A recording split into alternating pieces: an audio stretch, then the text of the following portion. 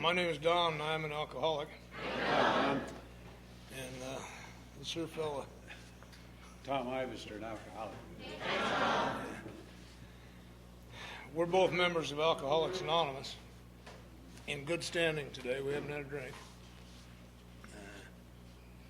Fix that.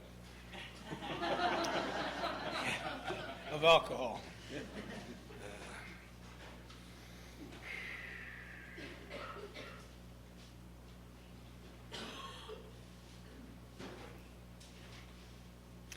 We've never done this before. Tom and I have never done this before. So we're in for an interesting day. We hope that you will also find something useful here, but we really don't much give a damn. We're in for an interesting day. Tom hit on it a little bit last night.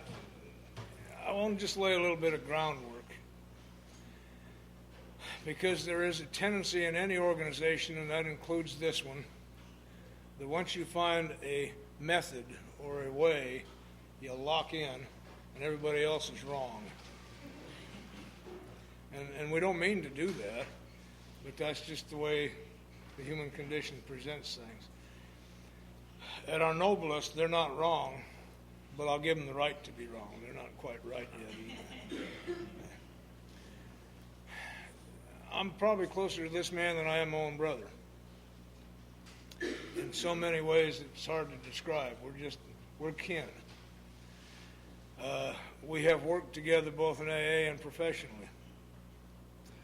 Our approaches are different, but they're the same.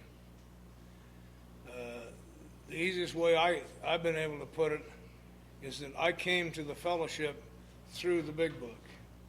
Tom came to the big book through the fellowship. But it's the same thing, the same place. And one of the concerns I personally have with me doing this over and over is that it's wonderful while I'm here and you hear what I say, but you never hear what I say. And I come back and you tell me what I said, and I didn't say that at all. So, and it's the same thing with individual sponsorship. We're all clear when we're in the room. But when one of us goes home, there's a shift on it. And that's just natural and normal and correct. One of the things that I would like to do this time, how many of you have been here in a room like this with me sitting in a chair running my mouth before? Haven't you heard me yet? It's like a favorite song, Don. Yeah, I know. Yeah. See, I almost stopped doing these. I've been doing this for 30 years because this is what God called me to do. I have an ability to open my mouth and stuff comes out and people say, "Oh, that was wonderful." And I wonder, what the hell did I say? And if they don't say it's wonderful, at least they stay. The only time I know that I'm being effective, there's two ways I can measure my effectiveness. Somebody gets up and leaves, or somebody goes to sleep.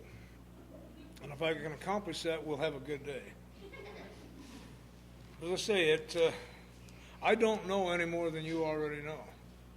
Please know that. Probably less than some of you know. I have to keep going over it and over and over it.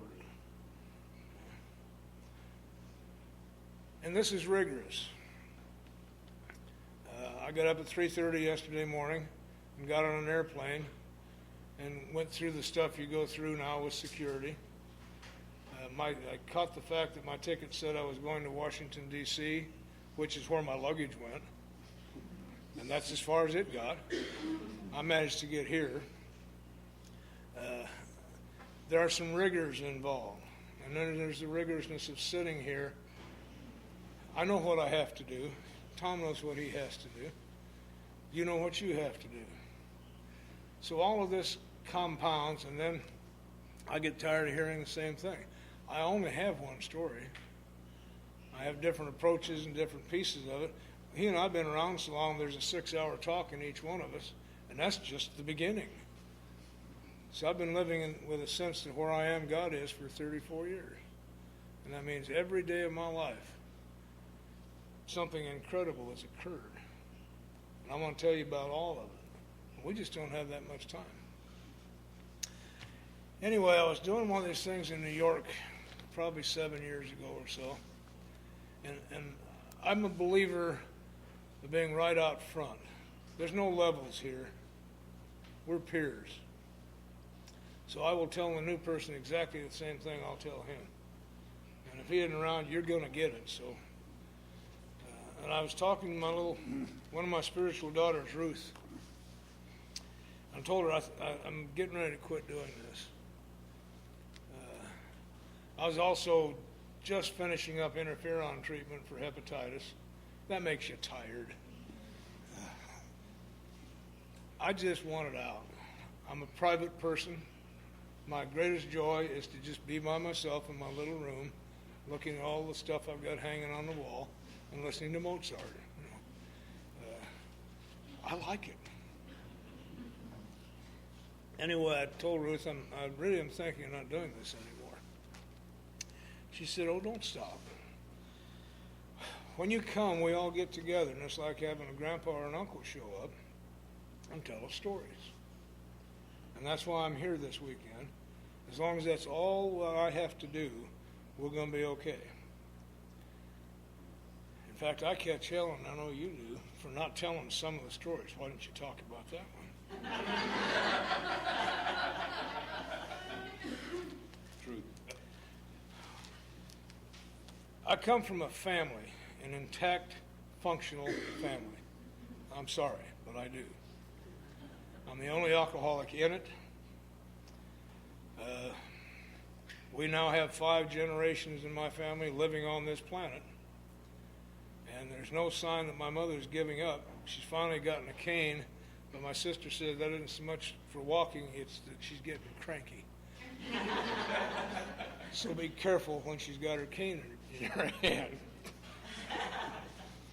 She has attitude. She has to wear hearing aids, and if she's sick of listening to you, she just turns them off. That's functional.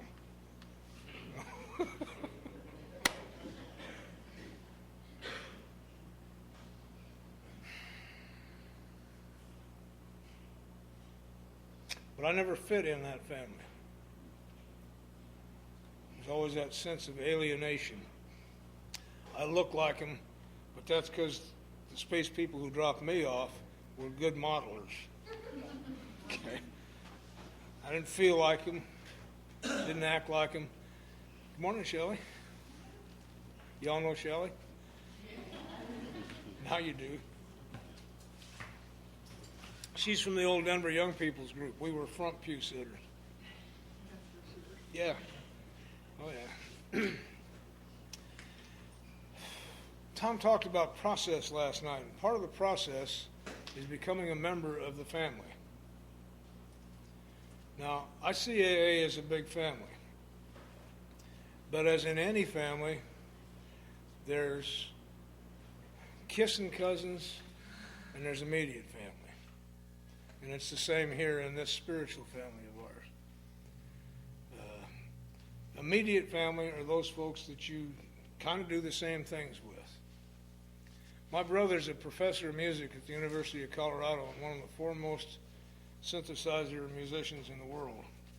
Just got back from Russia. They take him over there every year to teach in the summer. And I love him dearly, and I'm proud of him, and we're close. But we don't do much together. He has, in our talk when we put our lives back together, when I was making amends, he pointed out that he and I do the same thing. Our goals are the same. We are trying to touch people at a depth that is so deep that when we leave, they have been changed. That's what we're supposed to do here, you know. This isn't about just chatting with each other. This is about profound changes in people's lives that are so profound they don't even know they've been struck for 3 or 4 weeks. He says he makes his music the way he makes his music, and I make mine the way I make mine, but we're both just singing our song. we're co-owners of a cabin in the high country. I never go. That isn't how I do high country. That's how he does high country. But one of the ways I had to make amends is that he wanted that cabin so bad he could taste it. And I'm one of the three of the siblings. We all chipped in and got the cabin. Okay, I can use it anytime I want. I've got people I fish with, and I've got people I bowl with. And I need to pay close attention that I don't take my bowling partner fishing. It just doesn't work. We had, Jackie and I love Epcot. We go every couple of years. We're part of a group of people circulating a petition to ban children. They got their own place next door.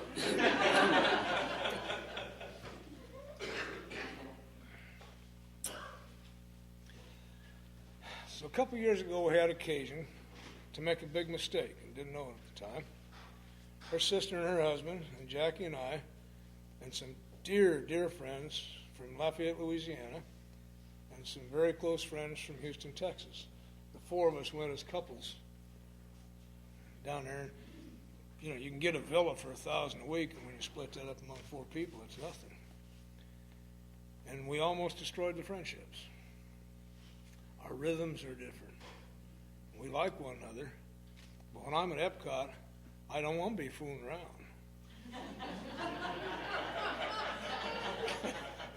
I'm on a mission. And those damn Cajuns were just way too laid back for me. And I was just way too anyway. You hear what I'm trying to say? So our recovery process has some basis and truth in that. There are different ways of doing the same thing.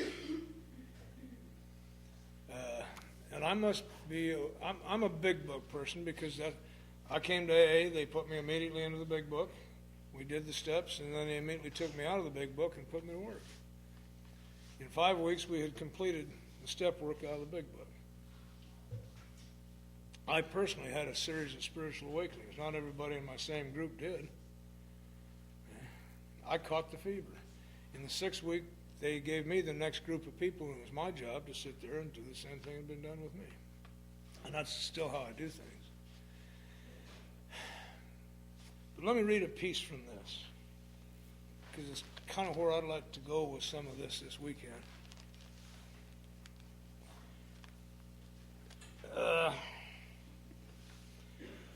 I use this book because it's a guide. These are people who did certain things, made some bad mistakes and killed some folks, did some things right and other people lived, just like me. But in it they describe not my personality, not my style, but what do I look like? I get a guide here for doing the work. And please understand, I don't think working steps is doing the work. That's preparation for doing the work. The work here is to help others. So on page 18, and I looked it up, I don't memorize this. He tried to ask me if I was sure that was the page, and I'm sure because I looked at it yesterday.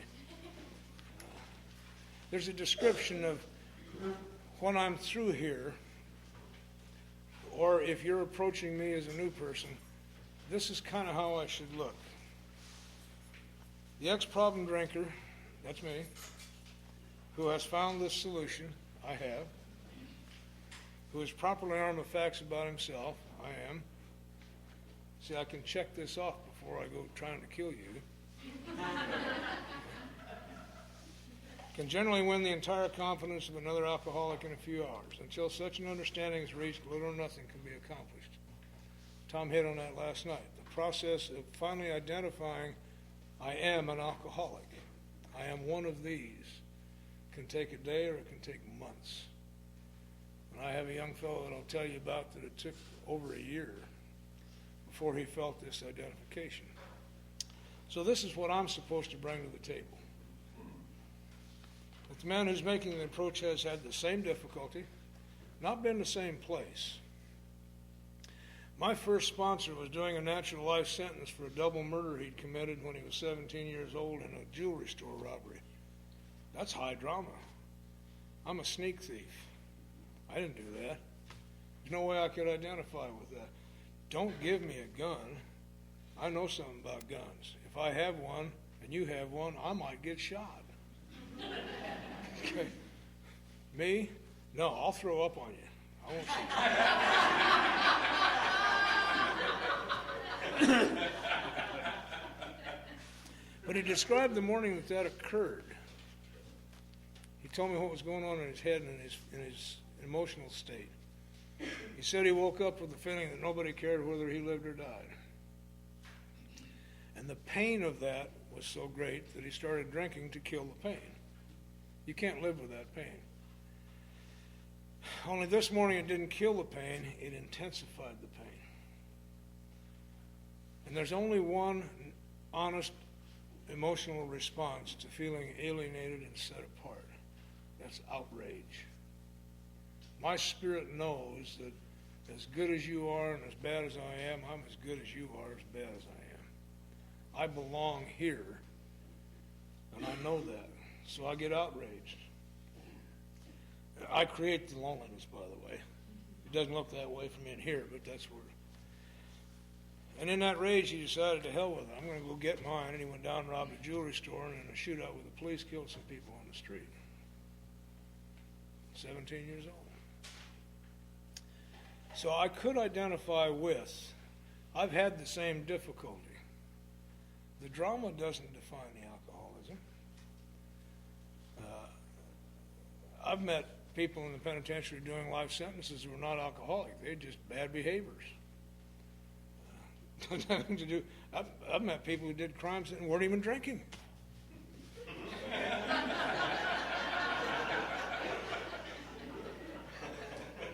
In fact, I challenge you with this. I came in here thinking at one point I did what I did because I was drinking. No, most of the time I was drinking so I could go do what I did. Because in my sickness, I'm a moral coward. A lazy, moral coward. I lived by principles all of my life. And my principles were, screw you. That's a principle. Get yours first, otherwise you won't get it. Well, what I did to do that, of course, was get yours. I thought yours was mine. Anyway, that's... The man who's making the approach has had the same difficulty. I listened closely to this man. Did you listen closely? He kept coming back because of the spirit that was there. But the movement to where he's sitting here this morning came as a result of finally understanding, oh, you had the same difficulty. I may be weird, but so are you. Thank God. Same difficulty. And what are some of those difficulties? Drinking is not a difficulty for me. It's a way of life. It's something I will do. It's natural. From the first drink, it's natural. What are the difficulties that we have to face? How about getting out of bed in the morning? Tough one. Tough one. Because the minute I come out of the dream state, which is where I'd rather spend my time because I went in there. Okay. My mind never ever stops, ever. I've got a hunch with my mind that 3 weeks after I'm dead, it's still going to be working. Trying to figure out, uh-oh, I'm in trouble.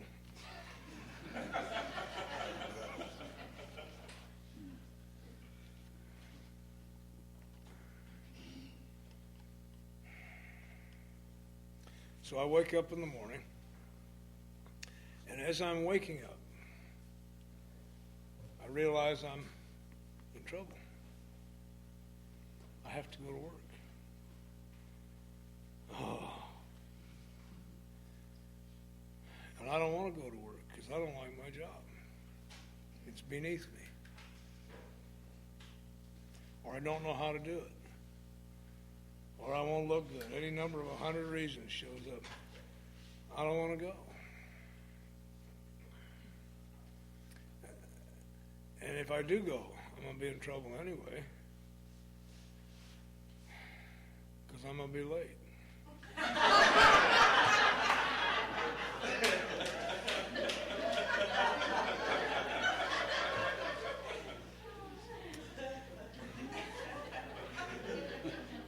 That damn old car of mine, I'm going to have trouble with it, and then the traffic's going to be, I'm going to be late. And my boss is going to give me hell early in the morning. I don't like him anyway.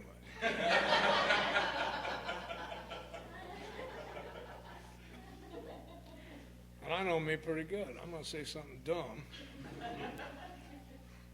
and get fired. So why get out of bed?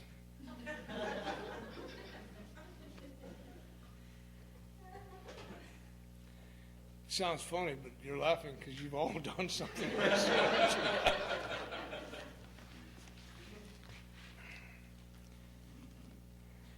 What are some of the other difficulties? I want to be a good father. I had one. Good one. Didn't always like him.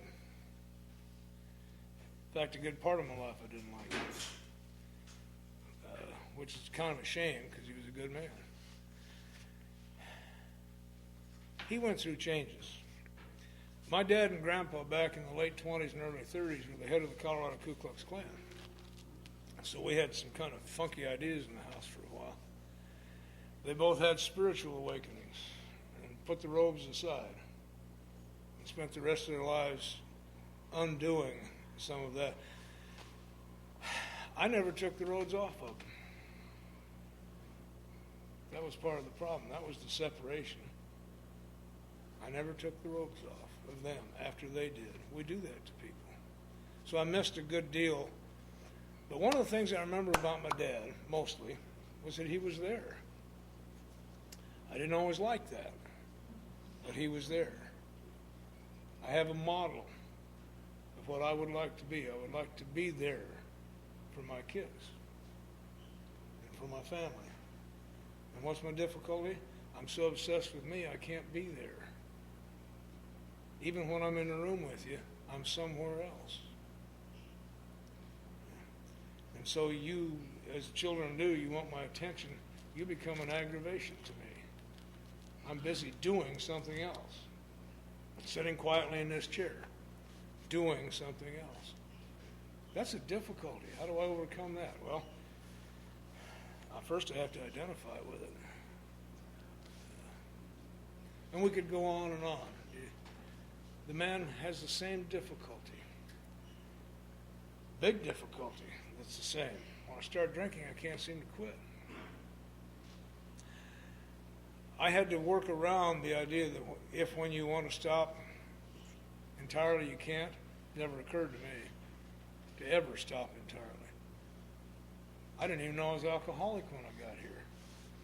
One of the reasons I think God put me where he did is because immediately upon entering AA, I was taken to the description of what alcoholism is, because I was certified as a sociopath type 2, bad stuff. Don't know what, for sure what it is, but you don't want it. Federal man said I was a psychopath, and the doctor said I was a manic depressive drug addict, because I had learned what keeps folks back.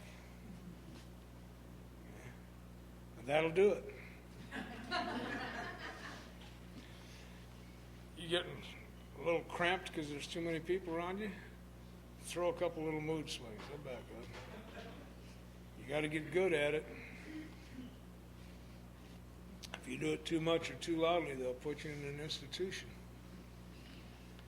And if you don't do it quite enough, they just invite you to the parties because you're the entertainment.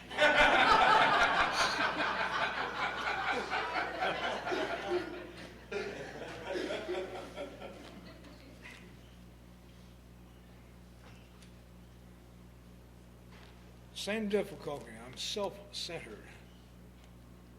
I'm spending all my life in here. And this is what they're talking to me about, so I can identify. And if I take a drink, I can't not take another drink. as we began to describe that, I found out why I went to the penitentiary when I was 19 years old. I took a drink in Long Beach, California on a 24-hour liberty. And what's described in this book as a phenomenon of craving, which is just a big word for I can't quit, the next drink becomes paramount to all other. Okay? And what a relief that was, because my sponsor helped me understand that doesn't mean you don't love your children or your family or yourself or any of that. It's just they are now second. Your body is craving something and your mind is craving something. David Huff, God bless him, fought that. I went in to have a couple beers. I just changed my mind. And we just let him keep saying it until he finally heard what he said. I changed my mind. My mind got changed. And he got it. And I could begin to identify with that.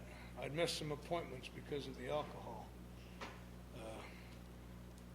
Over a 14-year period, I also used a lot of speed and acid, but I'm not a drug addict, so we won't go into that. I'll just look at my alcoholism.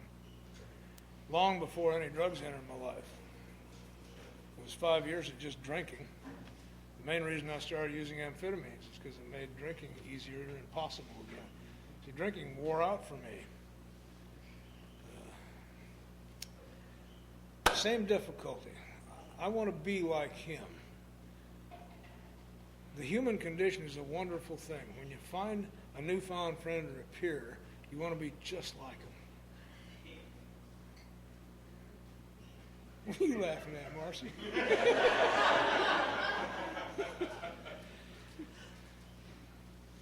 The problem is,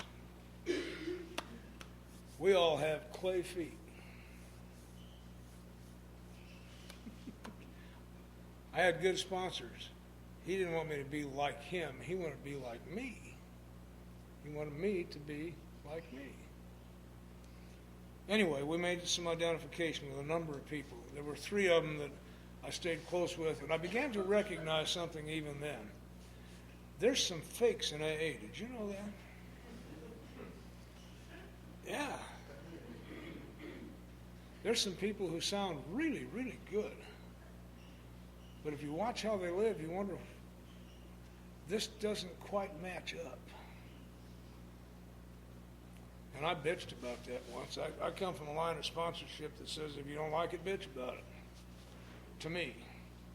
So I can set you straight. Okay. He said, dummy. That was my name. Well, before I met you, I was 38,984. That's a pretty good leap up. Dummy. He says, it doesn't make the slightest bit of difference what anyone else is doing. What are you doing? That's clear. I'm bitching. Well, quit it. If I bring a new person to a meeting who's already confused and frightened, and who's looking for something new, and it comes from an environment where the F word is every other word, and where complaining about the state of life is the conversation piece, and hate is the motivator, and fear is the motivator, and if I bring them to a meeting and all you're doing is bitching and cussing, complaining about everybody else, why in the hell would he stay? I wouldn't. And I have to create that arena where that will occur only minimally. It's bound to occur. There's days when I've earned the right to bitch. In fact, I've reached an age, Tom, where I think I'm going to become cranky. and I'm not even going to have to work at it. Very lonely. Yeah, yeah. I tried it for about 2 weeks, and you're right. That he obviously knows what he's talking about. I've been continuously sober since December 26th of 1967. That statement should tell you something. I know what I'm talking about when I say simply, if you're alcoholic, you don't ever have to drink again. I can show you a way in which you can live a life that'll make sense to you without alcohol. And I know what I'm talking about. And I hang around with guys who are 45. And Yale's 51 now. And if you want to see some examples, we know what we're talking about. Shelley, you're what, 34? 33? Yeah. Well, we come from the old Denver Young People's Group. We were something to behold. About 15 of us. We had a meeting on Tuesday night that was ours. You were welcome to come if you could stand the heat. Young people have confrontation meetings and work steps like their lives depended on it. And then Sunday night we sponsored a meeting where the whole town was there at York Street. It was a call-up speaker meeting.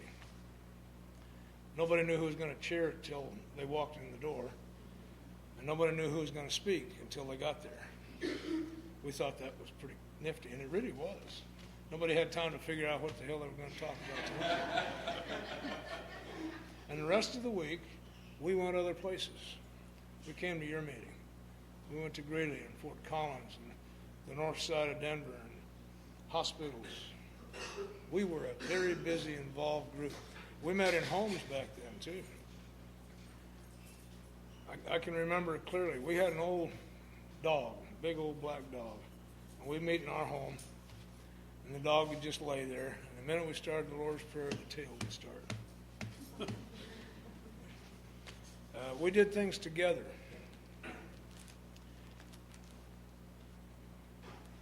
We know what we're talking about. Can I meet that? Yeah, I can meet that. Not from here, but in my heart, I can tell you I've been married to the same woman for 25 years. Living in the same house. I know what I'm talking about. Okay? Don't come to me with your relationship problems. I've never figured out how to help a healthy, sick relationship. So I can't do you any good. But if you don't know how to have a healthy relationship, I can show you how to have a relationship with God, and that'll translate into everything. Anyway. But his whole deportment shouts to the new prospect that he's a man with a real answer. People don't listen much to what we say. Words are good carriers, but because words in the English language, words mean so much, they don't mean much. So in order to overcome that, we have developed a storytelling way of presenting our message. Okay? I can show you technique till it's running out your ears. I won't. I save that for the really sick ones that come to my house. Because it keeps them busy while we try to figure out how we're going to keep them alive for one more week.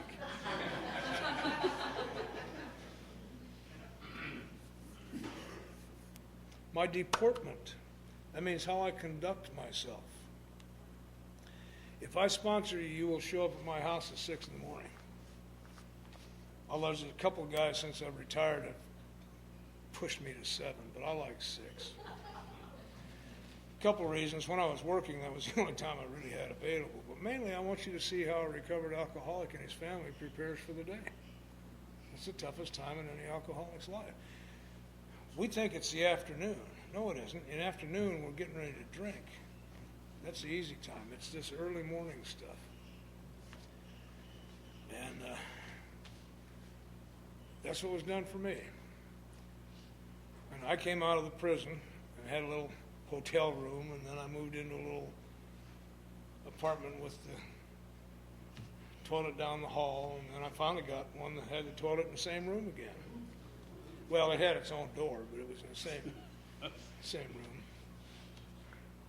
And I wanted to be a family man, so I picked a man to sponsor who not only had an answer technically, he had a family. And I just got in Gary's back pocket.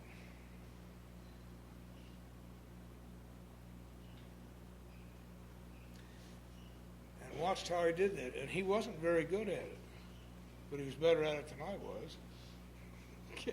At least his kids talked to him.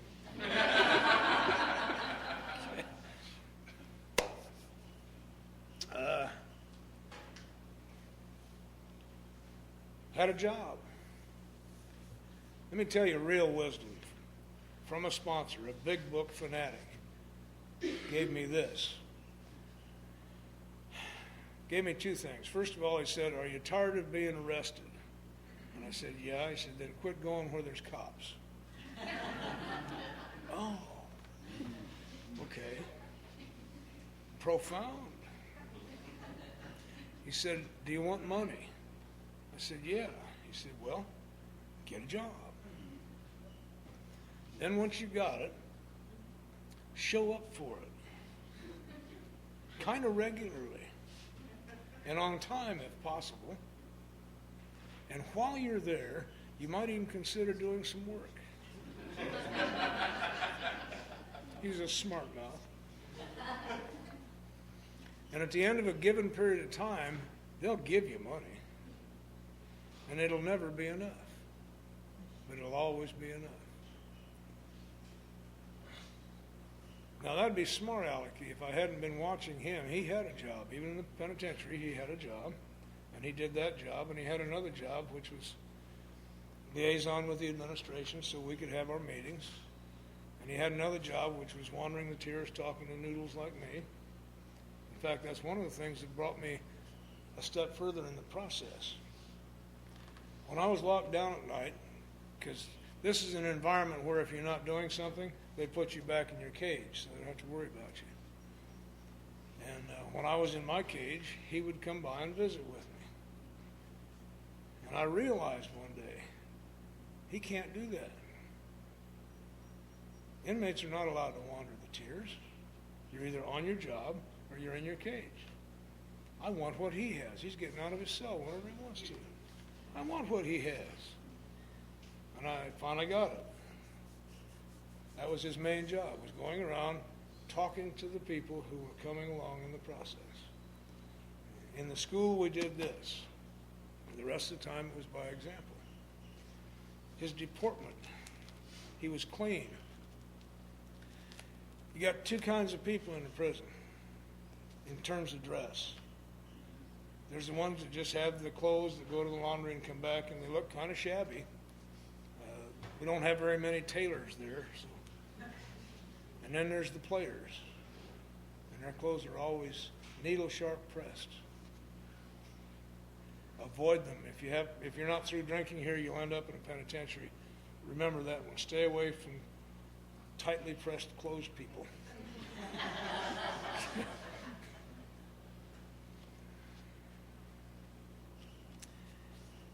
He exhibited the same thing I'd seen in my dad. He was there.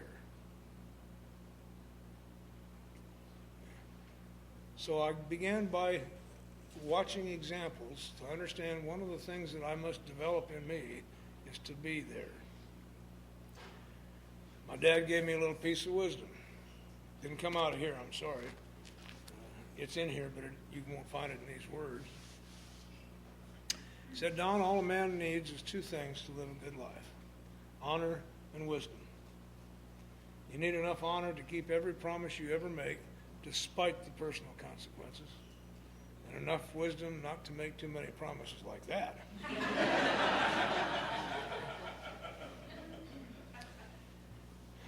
It's a principle that suits me. It comes right out of here.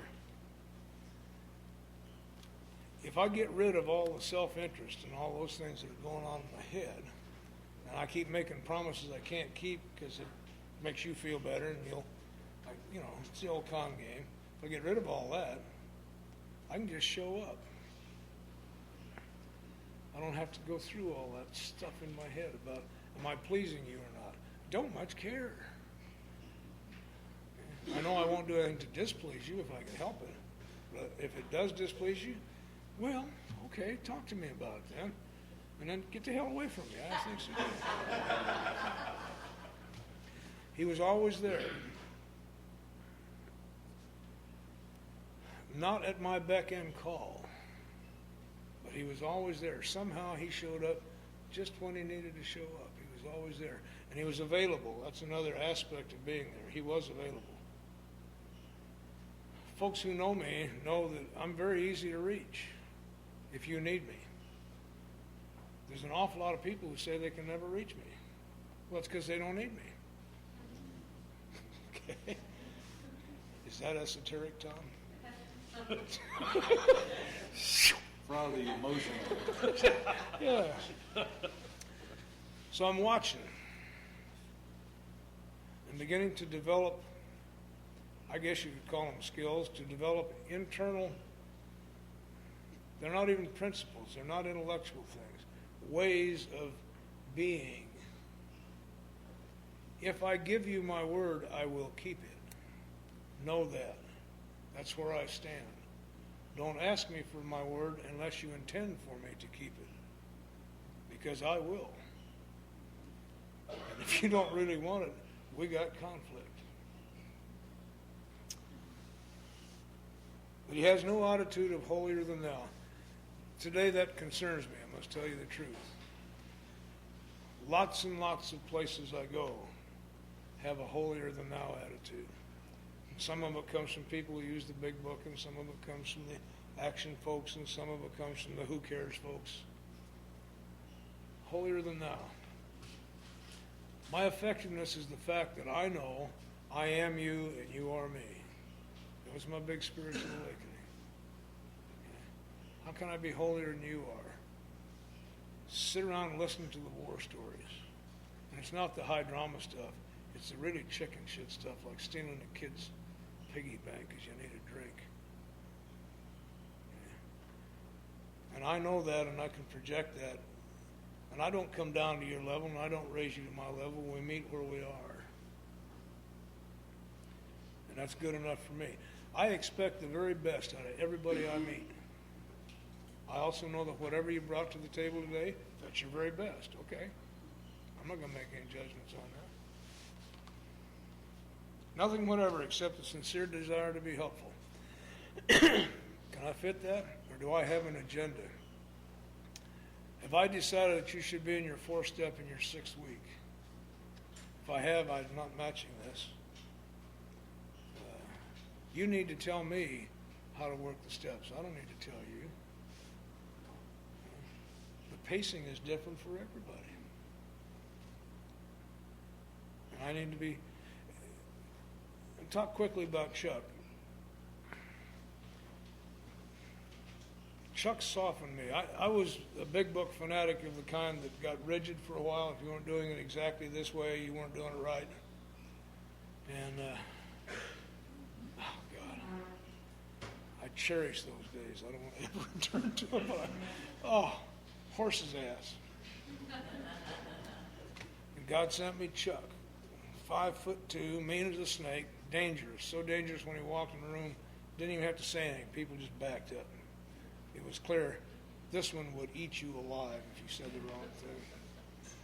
And not even use a toothpick afterwards, just bad to the bone. He'd been sober 8 years, worked at Hazleton and drank. Had several 2-year periods of sobriety, and then he'd drink. And he was done, and he was trying to drink himself to death and couldn't, and that made him even madder. So they sent him over to our group in Denver.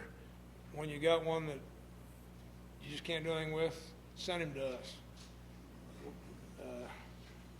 I think it's probably revenge. Anyway, Chuck got right up in my face. He'd been told to talk to me. Got right up in my face. Just dared me to say anything meaningful. And he said, and don't give me any of that big book crap. I've tried that and it didn't work. What am I going to say? He tried it. It didn't work.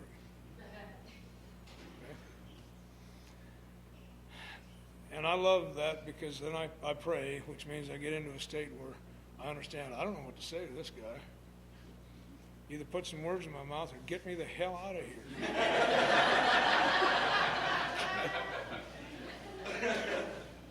And I heard it come out. I said, well, Chuck, what do you think of God? Oh, I hate the son of a bitch. I understand that someday we each get a couple minutes with him, and I can't wait for my turn. Tell him what I think of this shitty deal, and I'm going to hell with my friends. And I thought, good. He believes.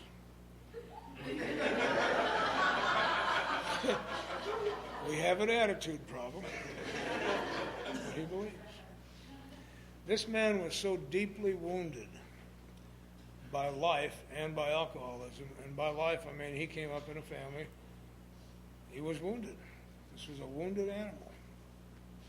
And I knew that there's no way I can do anything except nurse this guy if he'll let me.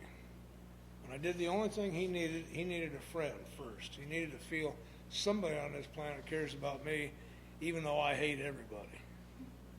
So I just had him come by my house every day, and I was in a business that I traveled around town, and he just rode around with me, spewing hate. I don't care. That just goes right on through. There's nothing to worry about there. Almost a year before we could do anything except ride around.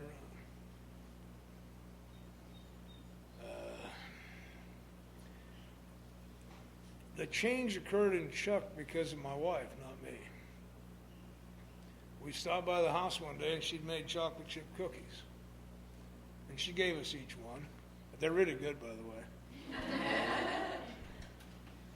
And Chuck ate his and said, "That was good," which to a cookie maker means, "Well, here, have a bag." And we got back in the car and he broke my heart because he described his condition to me. He said, "Why would she give me a bag of cookies?"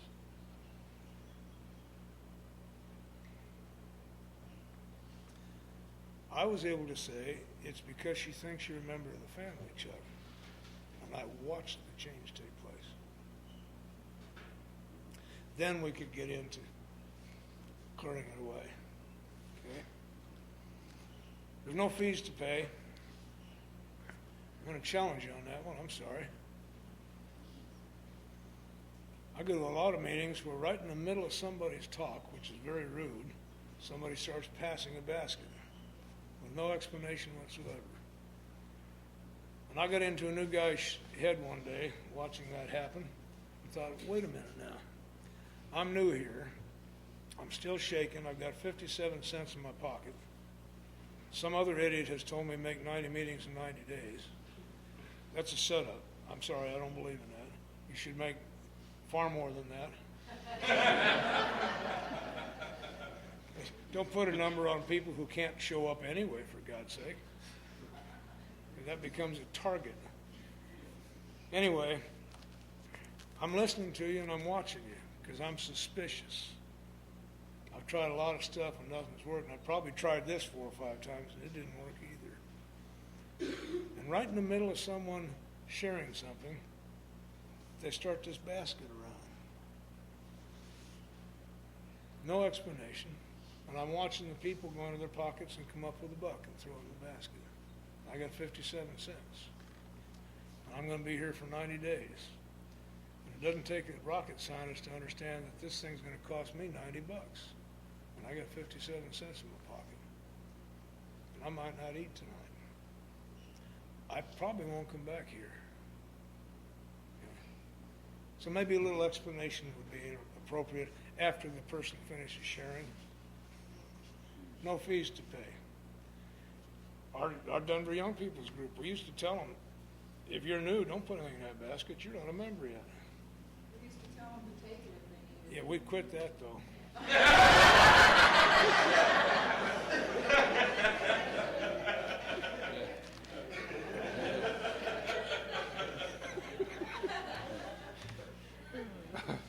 No axes to grind.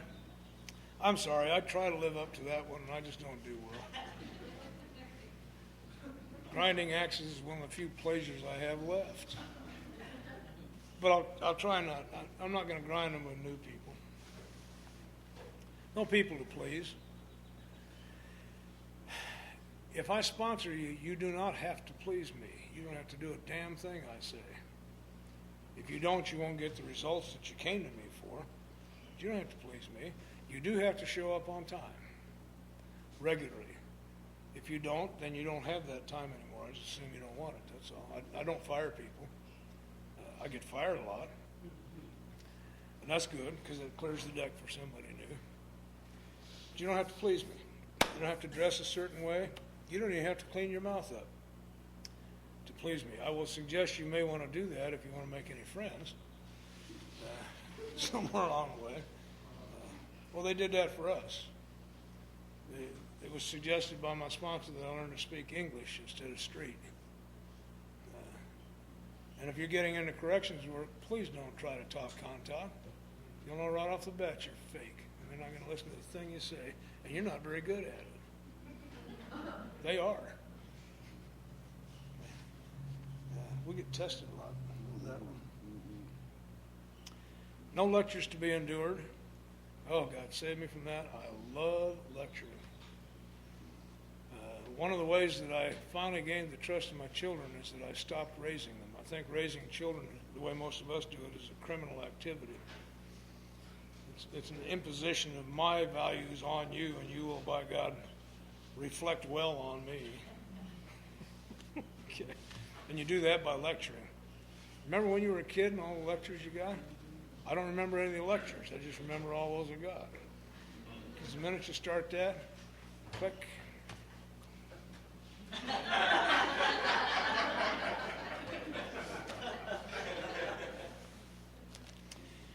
These are the conditions we found most effective. And there was the second piece, that I was to become effective in my life. I just tripped through. Most alcoholics have that. We really want to be effective. I want to know that somewhere along the way, my being on this planet counted for something. That I wasn't just another number that went through here. That somewhere somebody can say, don't remember exactly who it was, but this happened and my life changed a little bit. It got better. I think we all want that. I've got to be effective, not right. That was the way it was put to me. Learn to be effective, not right. Get you out of the debating society. None of us makes a sole vocation of this work, nor do we think its effectiveness would be increased if we did. That kept me out of the treatment business for a lot of years.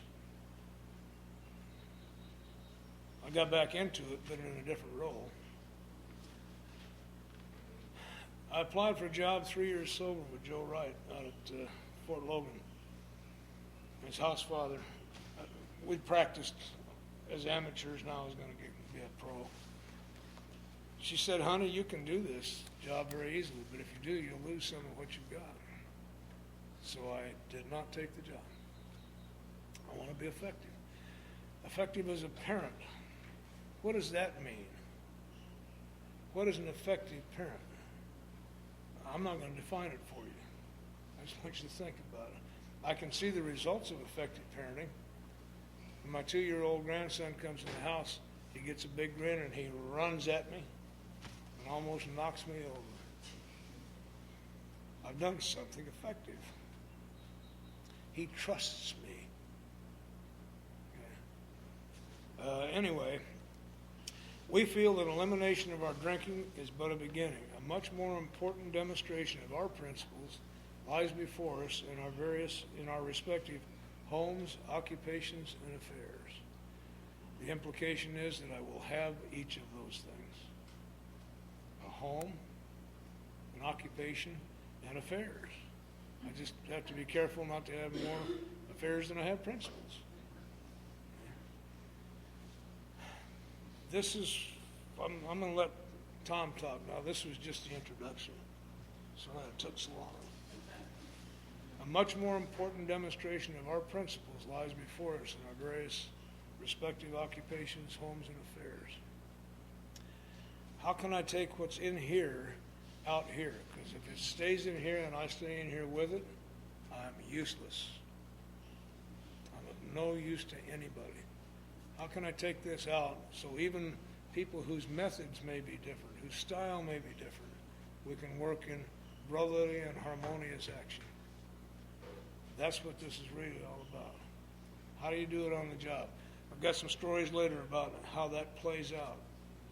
The spiritual lives are very real right now on the street. Let's get with it life. Meditation is important. Inventory is important. A business that takes no regular inventory will soon go broke. A business that stays in inventory all the time is also going to go broke. You gotta be open for business every now and then.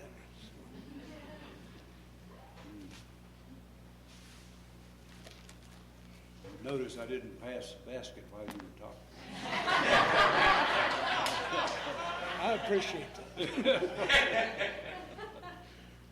If you'll excuse me, I'm not running out on you, Yes, you but I'm old. are. I know, old people have duties. It's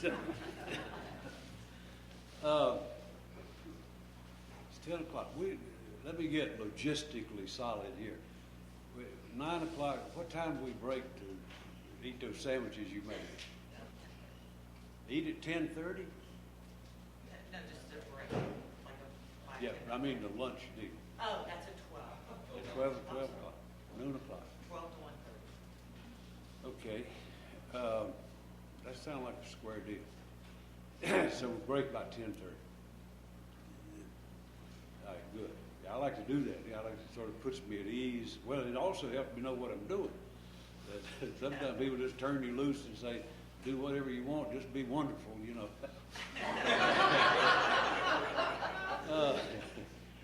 Let me just, I won't rehash it all, but let me just piggyback a little bit what Don was talking about.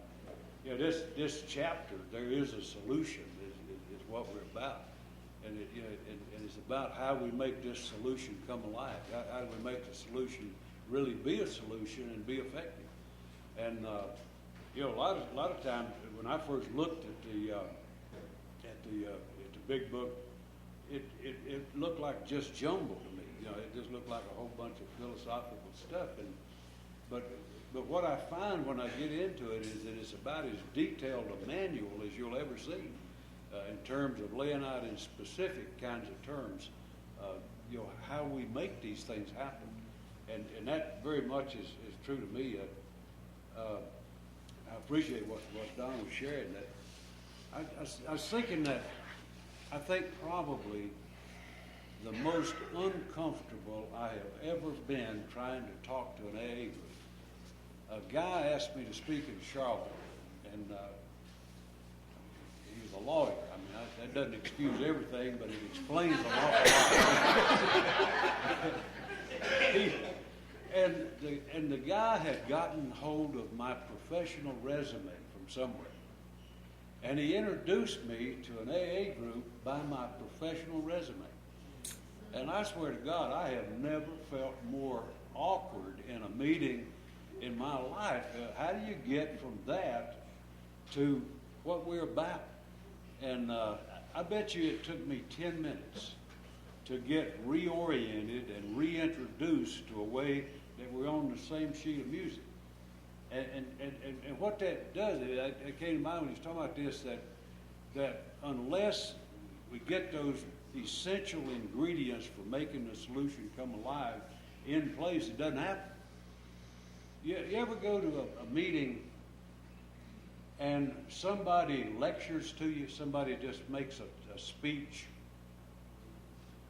That has to be a classic demonstration of how to turn off somebody.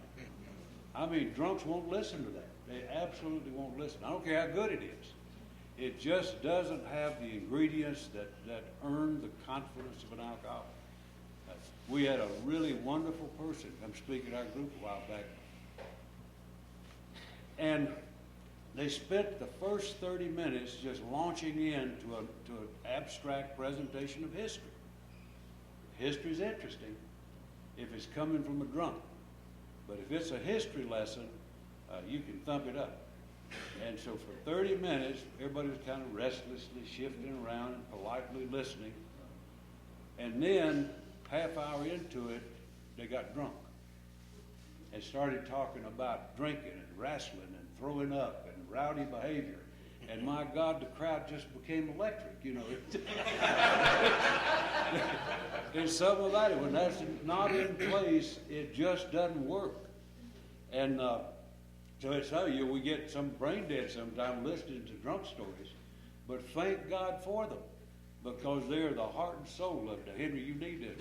Don't you go too far away. But they're the heart and soul of this thing, of what it is that earns the trust and confidence. Because if you hadn't been there, I don't particularly want to hear the philosophy unless you're coming from the same place that I'm coming from.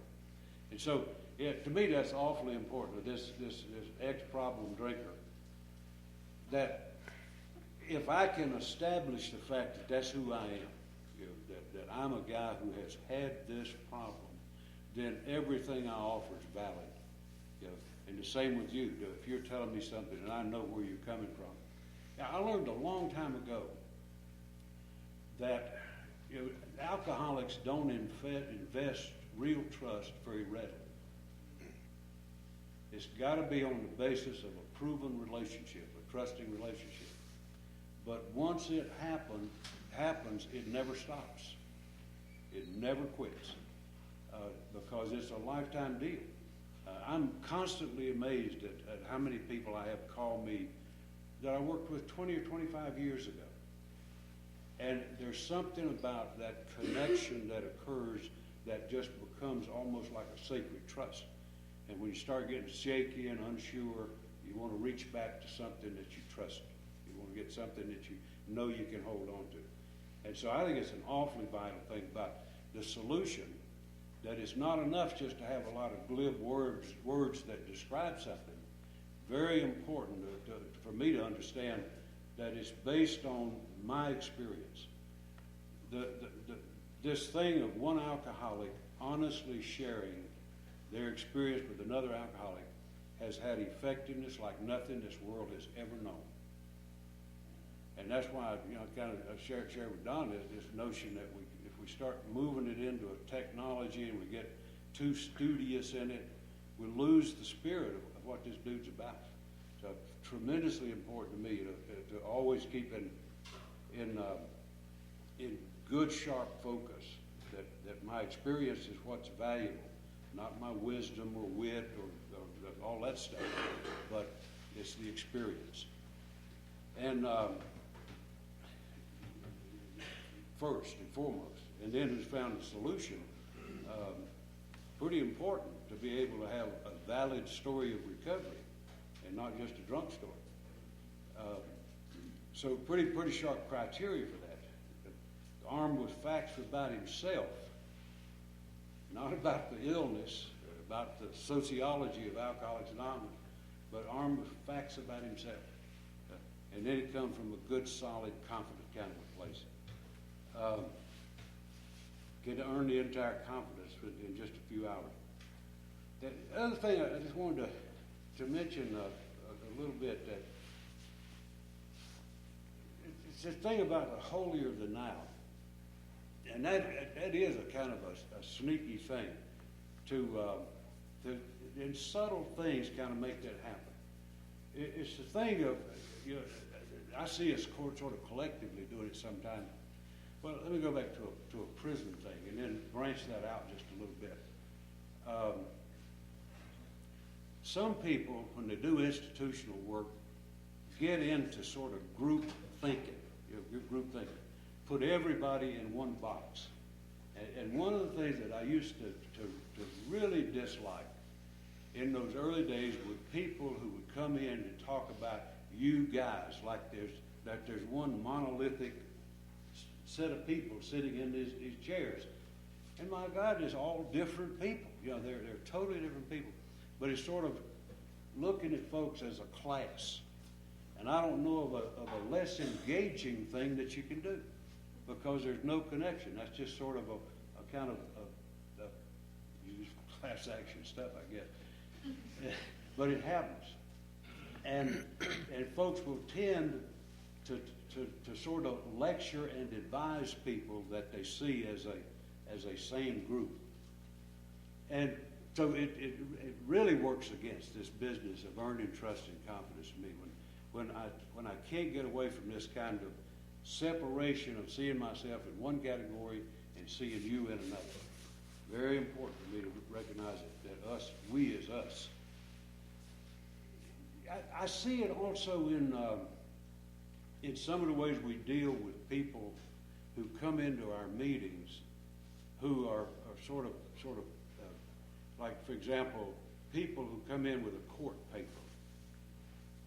And we'll tend to deal with those people as if they were one thing. and sort of write them off as people who are in a different category because they happen to have a different hook in them. And we'll tend to just sort of routinize how we deal with them and miss the opportunity to really relate to them as individuals. One of the real challenges that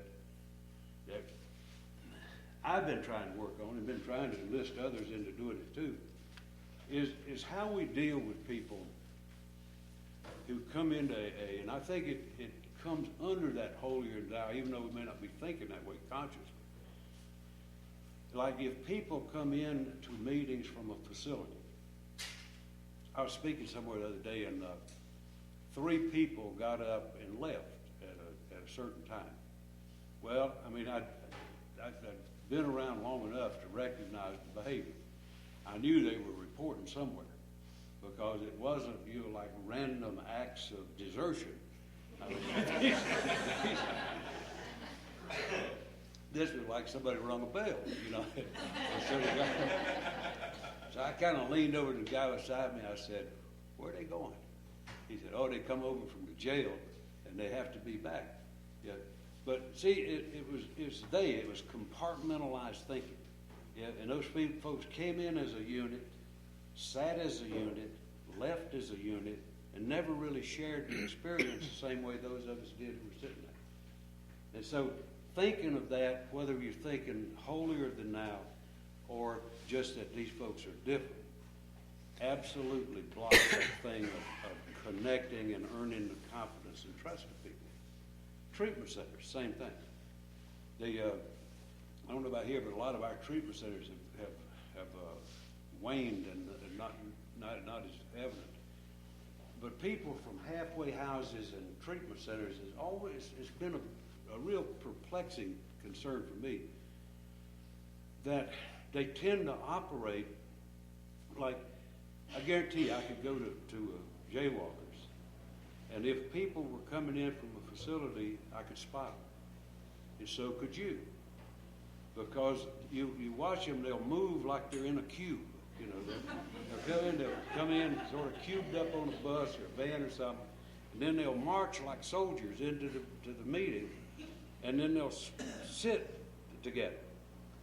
And some of it is regimentation, some of it is just the thing that's where they feel safe, I guess, or something other. But I've seen people, I've watched them walk into the meeting, in the cube, sit in the cube, move into whatever group they're going as a cube, get back on the bus as a cube, and never interact with the folk in the meeting. They're subtle things, but they're ways that we display this kind of sort of put it under holier than thou, this thing of not breaking through those barriers in the ways that we can. And if we don't get past that and get it to a personal level, I'll give you one other example of a thing I ran into. And part of what got me in trouble about court papers, I was in a city out in the Midwest a while back, and there was a meeting that I don't go to a lot of daytime meetings, but they had a noon meeting at this particular place, and I said, "Well, shoot, I think I'm gonna catch that." So I went in, and I was kind of like the psychiatrist at the burlesque show. I was watching the audience. I mean, the meeting was fine, but I got interested because they had a deal there where the secretary of the meeting sat on a raised platform at a desk and sort of ran the show, so thought she was, and nobody paid attention to her. But I started watching the people who came in with papers where somebody had mandated them to be there and get a signature. And they had a ritual. When you came in, you went up to that desk and you put the paper in the inbox on the desk and sit down. So I picked a guy just to sort of see what happened. I picked a guy who walked in, random selection, came in, put his paper there, just like he was trained to do it. I don't know if they teach it on the street or what, but he just came right in, put the paper in, went down, sat down about in the middle of the crowd. Meeting was on step 5, and I kind of watched him the whole meeting. And he was, I didn't disrupt anything, he was just properly attentive. Got through with the meeting, got up, walked up to the desk, got his piece of paper, walked out, never interacted with one human. Now, we would put him under the heading of having been to AA. Has he ever been to AA? No. He came in and observed a meeting. He didn't engage in a meeting. Got into no fellowship, got into no conversation, not got into no personal interaction with a single human. And to me, that's that thing that happens when we start thinking collectively of people, that we just kind of write off a whole class. And we don't want to be ugly with that, but it's just something we do. And so just mention that thing of thinking collectively of people. I'll tell you one thing I ran into when, I don't know, time goes so fast when I'm talking.